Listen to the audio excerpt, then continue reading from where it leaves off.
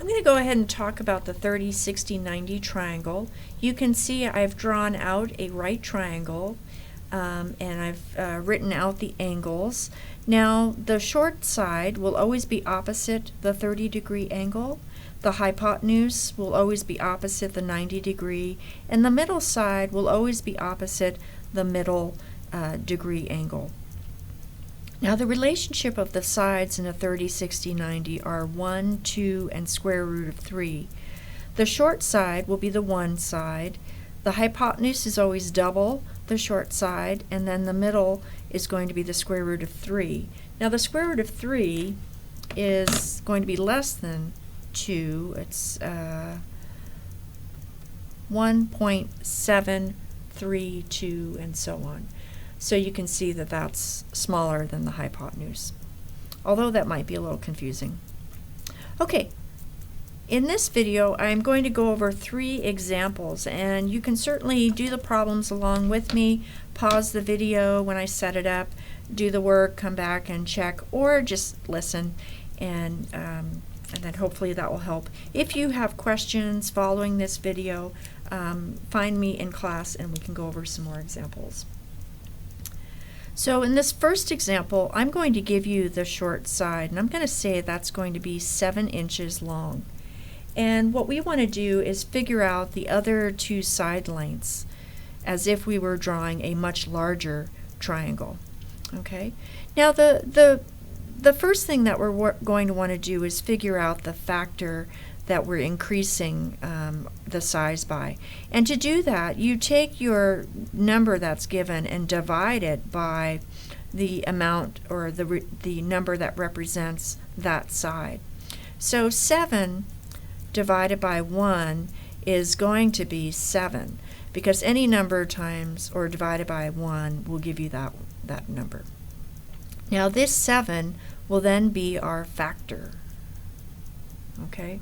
So whenever you're giving this short side, it's very easy to figure out the factor is, because that's going to be the factor, the given number. All right, now we're going to take that factor and multiply it to both numbers that represent those 2 other sides. So here we have 7 times 2 and 7 times the square root of 3. Okay, so 7 times 2, that's going to equal 14 inches, and 7 times the square root of 3, we're going to have to use the calculator, and that's going to give us 7 times square root of 3, 12.1243, so that's going to be 12.124 inches. We're going to always round to the nearest third decimal place. Leave the number in your calculator, but at least write out this amount, and then I can make sure when I'm looking at your work that you're on track. Okay, we're going to convert that to the nearest 16th. It looks to me like it's going to be an eighth, but let's go ahead and check. And 1.9 is 2/16, which reduces to 1/8, so 12 and 1/8. So on all of these assignments, you're going to be calculating in decimals for the most part, and then at the very end converting to a fraction, and for these types of problems we're going to convert to the nearest 16th, and then of course reduce if we can. Now before we move on, let's make sure that our answers are reasonable, and what I mean by that is the hypotenuse, which is this 14, is that in fact the largest side? And it looks like it is. And is the 7 in fact the smallest side? And it is. This 12 and 1/8 is in the middle of those 2, and so I can feel good about my answers. I still could have made a mistake, but at least my answers are reasonable. Let's go ahead and work on another example in which we are solving for a different side. Now I'm just going to do a rough sketch here.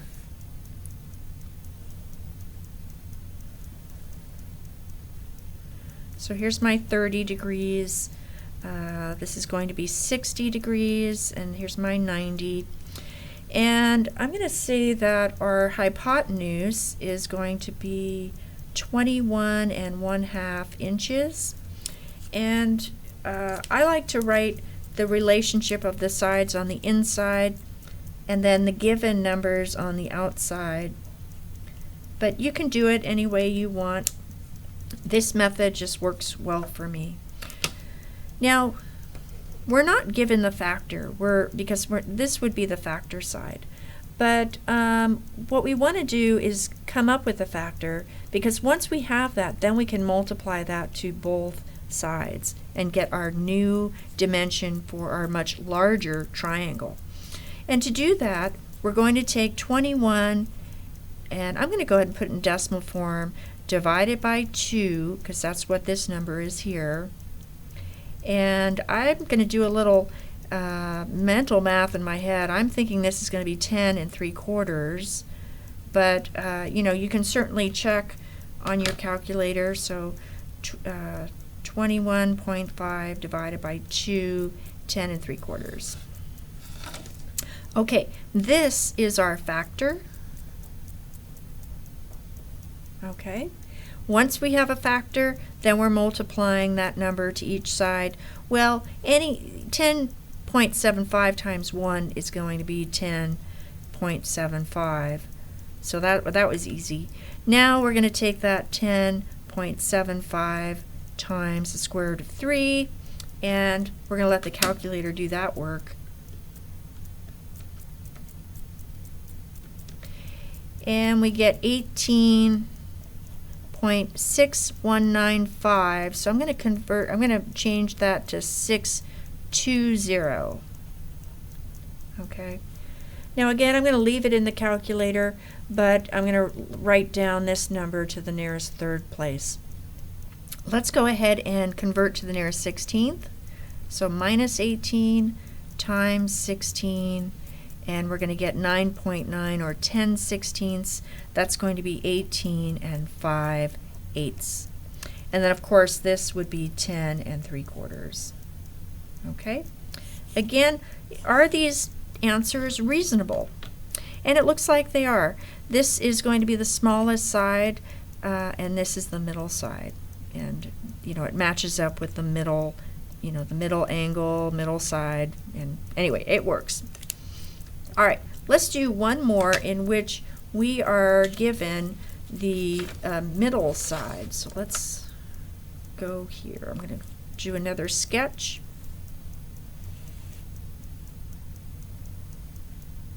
Oops.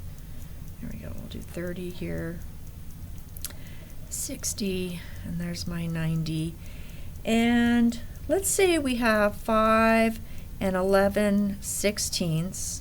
Okay, and again, I'm going to write down the relationship of those sides so I know what to divide and multiply by. So we got that and that. Okay. Now to figure the factor, hopefully you're getting the hang of this. We're going to divide by the square root of 3. So that's 5 11/16.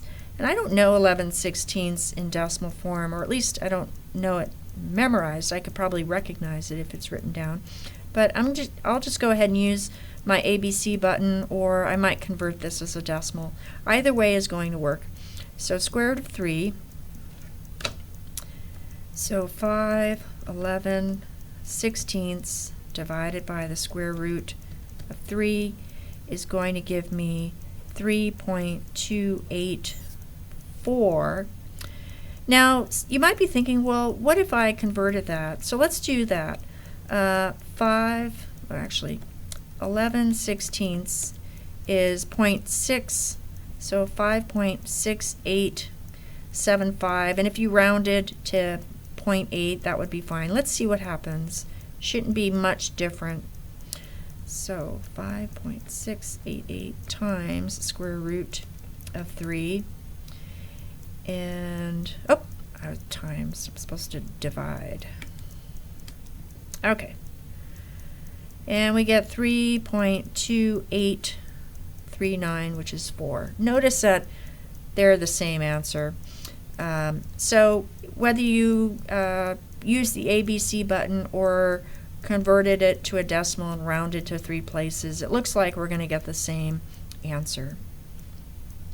Okay, this is going to be our factor. And once we have the factor, then we know what to multiply it by. So this number times 1 is going to be this number. So I'm just going to rewrite that here.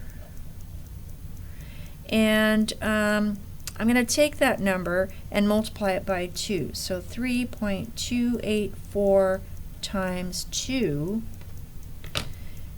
So we've got 284 times 2. We get 6.568. 6.568. Okay. Now let's go ahead and convert these to 16ths, and then I want to point something out to you. So let's first do 0.284. Looks like it's a little more than a quarter. We get 4.5 or 5/16. So 3 and 5/16. Now, before we convert this, let's just think if we had doubled this instead of the decimal, we might not get exactly what we would get if we just kept it in decimal form. So if you were to double this, it would be 6 and 10/16 or 5/8. So now this looks close to 5/8, but it looks actually a little less than 5/8. So let's see what we get when we go ahead and double 0.568. Or excuse me, when we convert it to the nearest 16th. So 9/16. Now 9/16 is a 16th less than 5/8. So 6 and 9/16. So when we double the 3, we would have gotten 6. The 5/16 doubled would give us 5/8, but notice when we keep it just in decimal form, we're actually getting a slightly less number. And so, what I'm trying to convey here is that when you take a rounded decimal number and then convert it to a designated fraction, you're rounding again. So it's best to use the least rounded number, or the number that's been rounded the least amount of times. Use that in your calculation like we did here. Otherwise, you're going to continue to add or accumulate your error in your number. In this case, it's visible if we'd use this, but normally it's, you're not going to see it. So I just wanted to point that out because sometimes that is the case, and I want to remind everyone to avoid using rounded numbers.